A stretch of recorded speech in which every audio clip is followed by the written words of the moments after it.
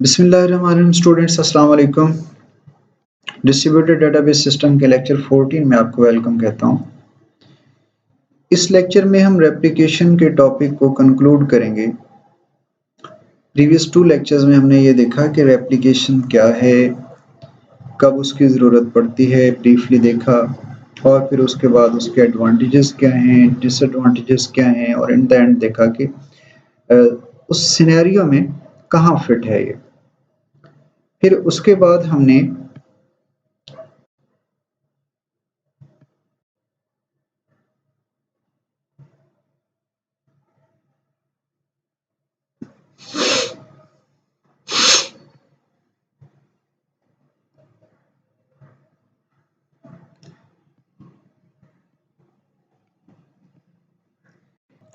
तीन तरह की अपडेट स्ट्रेटजीज देखी, जिसमें पहली थी कि स्नैपशॉट रेप्लिकेशन। आप स्नैपशॉट सेंड करते हैं पूरे टेबल का या सिर्फ उसका जहां चेंजेस आई हैं, जितनी रोज अफेक्ट हुई हैं।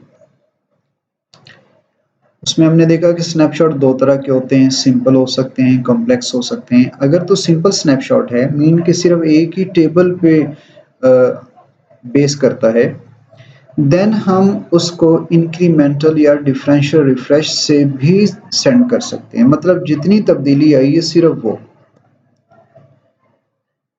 जितनी जितनी तब्दीली आती गई, नेक्स्ट टाइम उतनी उतनी हम फॉरवर्ड करते जाएं। लेकिन अगर कॉम्प्लेक्स स्नैपशॉट है, मीन कि it involves multiple tables, multiple relations, तो फिर आप इंक्रीमेंटल या डिफरेंशियल रिफ्रेश के ज़रिए नहीं कर पाएंगे। वो सूटेबल तरीका नहीं रहेगा, बल्कि आपको फुली रिफ्रेश स्नैपशॉट यूज़ करना पड़ेगा। मतलब कि पूरे की पूरे जितनी भी वो उसमें डेटा सेट्स इन्वॉल्व हैं, वो पूरे के पूरे रेप्लिकेट फॉरवर्ड करना पड़ेंगे। उसकी अपडेट्स जितनी है वो सेंड करना पड़ेंगी, जितनी भी मुतलका साइट्स हैं। सो इस तरह से स्नैपशॉट के दो अंदाज हो गए, फुली रिफ्रेश या डिफरेंशियल और इंक्रीमेंटल रिफ्रेश।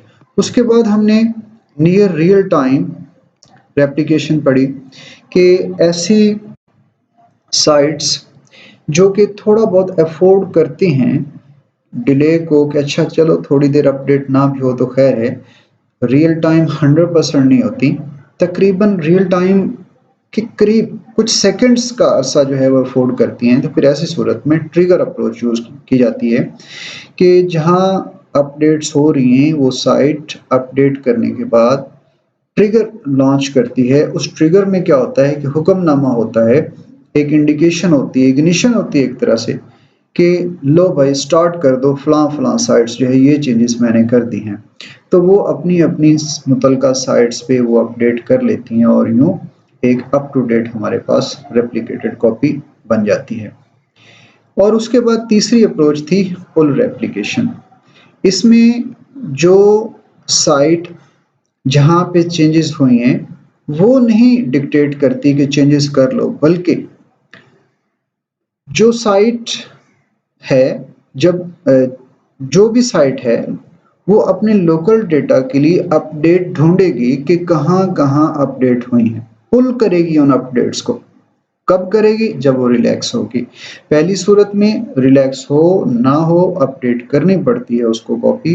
अगर वो बिजी होगी तो यकीनन एक थोड़ी सी कॉम्प्लेक्सिटी बढ़ेगी। लेकिन यहाँ पुल रेप्लिकेशन में वो बिजी जब रिलैक्स जब होगी तभी वो पुल करेगी जितनी अपडेट्स हैं, और फिर अकॉर्डिंगली अपने लोकल कॉपी को अपडेट कर लेगी। फिर इसके बाद आज के लेक्चर में जो हम पढ़ेंगे वो इन सभी चीज़ों को कंक्लूड करते हुए और कुछ नई चीज़ें इसमें लाते हुए हम ये देखेंगे कि रेप्लिकेशन हमने यूज़ कब करनी है, फाइनली डिसीजन कैसे लेना है कि अब मैंने रेप्लिकेशन यूज़ करनी है, अब नहीं करनी, या किस तरह की रेप्लिकेशन यूज़ करनी है। पहला पॉइंट जो है वो डेटा टाइमलीनेस है। अगर डेटा ऐसा है कि हमारा सिस्टम टॉलरेट नहीं कर सकता, बर्दाश्त नहीं कर सकता आउट ऑफ डेट डेटा को, अप टू डेट डेटा उसकी रिक्वायरमेंट है, तो फिर आप अप टू डेट अगर रिक्वायरमेंट है फिर रेप्लिकेशन आपके लिए मुनासिब नहीं रहेगी। लेकिन अगर out of date data tolerate कर सकता है हमारा सिस्टम, देन जो है रेप्लिकेशन एक अच्छी कैंडिडेट होगी, एक अच्छी ऑप्शन होगी यूज़ करने के लिए। हमारे सिस्टम की परफॉर्मेंस भी बढ़ाएगी, रिलायबिलिटी भी बढ़ाएगी, अवेलेबिलिटी भी बढ़ाएगी एंड इस तरह से दीगर जितने भी इसके बेनिफिट्स हमें मैसर आएंगे।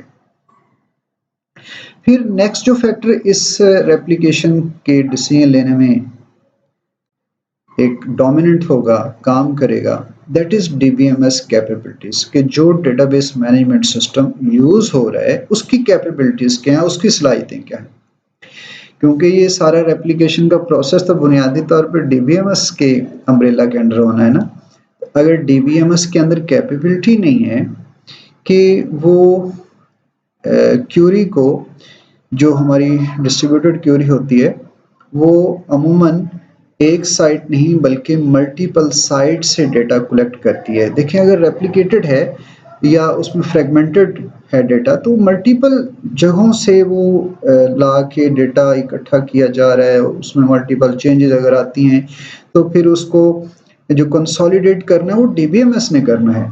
अब डीबीएमएस के अंदर अगर ये कैपेबिलिटी ही नहीं है कि वो डिफरेंट साइट से, डिफरेंट नोड से, मोर देन वन नोड से डेटा को कलेक्ट करके डेटा रेफरेंसेस को और फिर उसको कंसोलिडेट कर पाए, तो फिर हमारे लिए रेप्लिकेशन जो है एक अच्छा ऑप्शन होगी कि हम रेप्लिकेशन जो है वो पार्टीशनिंग की बजाय रेप्लिकेशन यूज करें।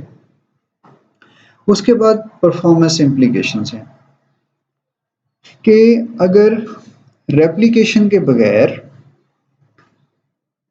अगर हमारा सिस्टम अच्छी परफॉर्मेंस नहीं दे सकता, जैसे मैंने कहा कि डेटा किसी एक जगह पे मौजूद है और उसको मल्टीपल लोकेशन से एक्सेस किया जाना है और प्राइम जो हमारे बिजनेस आवर्स हैं उसमें नेटवर्क ट्रैफिक भी ज़्यादा है तो परफॉर्मेंस कम है। ऐसी सूरत में फिर रेप्लिकेशन एक ऑप्शन होगी, लेकिन हमें साथ साथ ये भी देखना पड़ेगा क्या रेप्लिकेट करने से तो हमारी परफॉर्मेंस बहुत बुरी तरह मुतासर नहीं हुई। अब इसको आप यूं कह सकते हैं कि सपोज अगर आपने ट्रिगर जो है उसको उस अप्रोच को यूज किया है तो अब अगर ट्रिगर्स ही बहुत ज्यादा हो गए, मल्टीपल साइट्स पे चेंजेस आ गई हैं, फ्रीक्वेंट अपडेट्स हैं, तो मल्टीपल ट्रिगर्स को अगर वो ट्रिगर आ गए हैं, एक साइट के पास 3 साइटों की तरफ से ट्रिगर आया है कि ये भी अपडेट कर लो, ये भी कर लो, ये भी कर लो, कंकरेंटली वो सारी अपडेट्स आ गई हैं, तो फिर उसके लिए यकीनन मुश्किल हो जाएगा और उसकी परफॉर्मेंस जो है वो डिग्रेड होगी। सो ऐसी सूरत में हमें ये देखते हुए डिसीजन लेना पड़ेगा अपनी जो हमने एक third dimension level of knowledge था उसको देखते हुए कि हमारा नॉलेज क्या कहता है, हमारा सिस्टम जो है रेप्लिकेट करने से उसकी परफॉर्मेंस बेहतर होगी या नहीं। अगर तो रेप्लिकेट करने से परफॉर्मेंस बेहतर होती है तो हम रेप्लिकेशन अपनाएंगे, अदरवाइज ये कोई अच्छा डिसीजन नहीं होगा। उसके बाद हेट्रोजेनिटी इन दी नेटवर्क। हेट्रोजेनस नेटवर्क क्या होता है या हेट्रोजेनस डेटाबेसेस क्या होती हैं। हेट्रो मीन डिफरेंट, वैरायटी मुख्तलिफ, डिफरेंस। अब अगर हमारे सिस्टम के अंदर 10 साइट्स हैं सपोज, तो आइडियली या कंसेप्चुअली हर साइट अलग अलग डीबीएमएस यूज कर सकती है, यानी डेटाबेस की आर्किटेक्चर हर एक की डिफरेंट हो सकती है। डीबीएमएस जो है एक पे क्लाइंट सर्वर आर्किटेक्चर वाला है, दूसरे पे नेटवर्क आर्किटेक्चर के साथ भी हो सकता है, यानी उनके आर्किटेक्चर डिफरेंट। आप सिंपली ये समझें कि डीबीएमएस जो हैं वो डिफरेंट साइट्स पर डिफरेंट हो सकते हैं। अगर डिफरेंट है तो हम ऐसे एनवायरनमेंट को, ऐसे नेटवर्क को हेट्रोजेनस कहेंगे। अब अगर हेट्रोजेनस नेटवर्क है तो डेफिनेटली एक का जो फॉर्मेट है, जो एक का स्ट्रक्चर है, डेटा जिस फॉर्म में पड़ा है दूसरे पे डिफरेंट अंदाज से हो सकता है, दिस इज पॉसिबिलिटी। अब अगर एक से रिक्वेस्ट जाती है दूसरे पे तो फिर जो डीबीएमएस है उसकी रिस्पॉन्सिबिलिटी बन जाएगी कि फर्स्ट की रिक्वेस्ट को ट्रांसलेट करे इनटू सेकंड वन ताकि दूसरा उसको समझ सके। इसको आप कहेंगे मैपिंग, यानी वो मैप करेगा जितनी भी चेंजेस आई हैं from one side to other. और अगर दूसरी साइड पे कुछ चेंजेस आती हैं तो फिर उसको मैप करने पड़ेगा वापस। तो इस तरह से ये डीबीएमएस के डिफरेंस की वजह से दरमियान में एक एक्स्ट्रा फैक्टर मैपिंग इन्वॉल्व हो जाएगी। मैपिंग क्या है? ट्रांसलेशन है। एक की बात दूसरे को समझाना है कि ये आपसे ये कह रहा है, दूसरा बात यानी समझ लो कि ये दोनों साइड्स पे जो लैंग्वेज बोली जा रही है वो डिफरेंट, एक की इंग्लिश है दूसरे की उर्दू है, दोनों एक दूसरे को समझ सकें, इसमें दरमियान में मैपिंग की ज़रूरत पड़ेगी कि इसकी बात सुन के उस तक ट्रांसलेट करके पहुंचाई जाएगी, कन्वर्ट करके, और उसकी बात वापस इस तरह से। वो ये मिसाल एग्जैक्टली फिट नहीं आती, लेकिन समझाने के लिए आप थोड़ा सा अगर इस पे गौर करें तो आपको आइडिया हो जाएगा।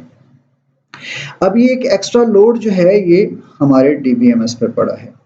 इट मीन्स कि अगर हेट्रोजेनस नेटवर्क है तो उसमें रेप्लिकेशन पे उसकी जितनी भी अपडेट्स हैं डेफिनेटली श्योरली वो महंगी पड़ेंगी हमें, क्योंकि हर बार एक साइट की अपडेट्स जब दूसरी साइट पे लॉन्च की जाएंगी, उसमें अपडेट वहां पे करवाया जाना है तो डीबीएमएस को एक्स्ट्रा वर्क करना पड़ेगा, इससे डीबीएमएस पे एक्स्ट्रा बर्डन पड़ेगा। सो अगर ऐसी एनवायरनमेंट है तो उसमें भी रेप्लिकेशन को इतना अच्छा ऑप्शन नहीं रहेगी। उसके बाद नेटवर्क की कैपेबिलिटीज हैं, बहुत अहम फैक्टर है। पहले था डीबीएमएस की कैपेबिलिटीज कि डीबीएमएस इस काबिल है भी कि नहीं कि रेप्लिकेशन की जो एनवायरनमेंट है उसको सपोर्ट कर सके, एक अच्छी परफॉर्मेंस रेप्लिकेशन के साथ दे सके। चलें, हमने मान लिया कि डीबीएमएस जो है वो भी अच्छा है, उसमें कोई हेट्रोजेनिटी नहीं, होमोजेनिटी है, मतलब कि एक दूसरे को समझ सकते हैं। एक लास्ट फैक्टर जो डोमिनेंट है वो है नेटवर्क की कैपेबिलिटीज।